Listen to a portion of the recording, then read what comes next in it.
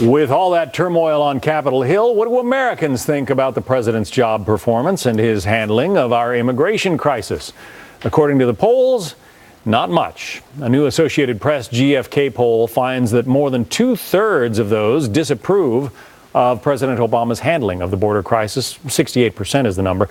That's higher than the 58% in our Fox News poll conducted a week earlier.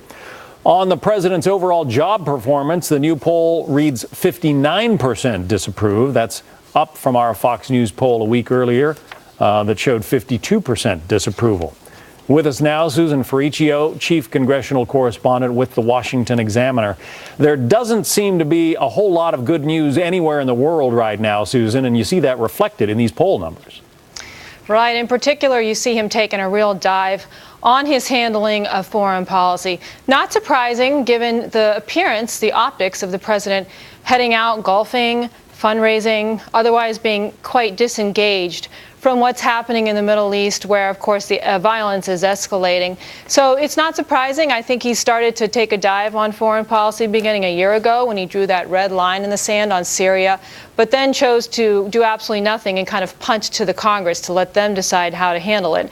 And so overall, looking at these approval ratings, job performance, et cetera, the economy is still sluggish. Not surprising at all to see him get a little lower and lower as we move along in his second term. I think the number to pay attention to that you guys just mentioned is immigration. Look at that number. 29% of Hispanics approve of the way the president is handling immigration policy. Why is this important? Look at what's going to happen in the upcoming election. They want to bring out their base. They want to bring out people who have historically voted for them.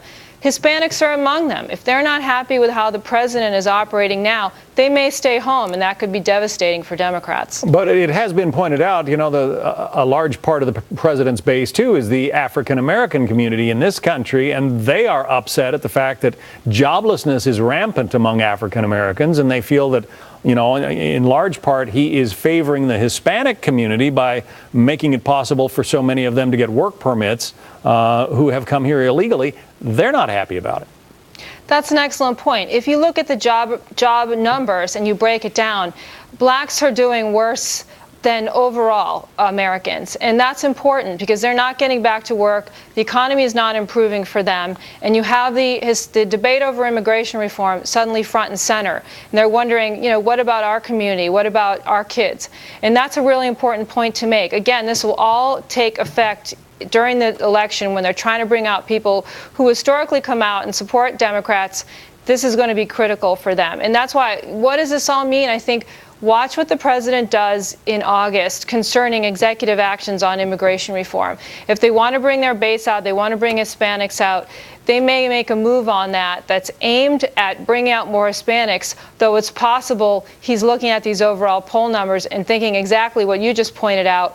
What's the reaction going to be overall within our base if I make a move here to provide work permits for more people when the job numbers are pretty dire for everybody else? Yeah. On the handling of the conflict in the Middle East, we touched on that earlier. That AP GFK poll finds that 60% of Americans disapprove of the job he's doing handling that.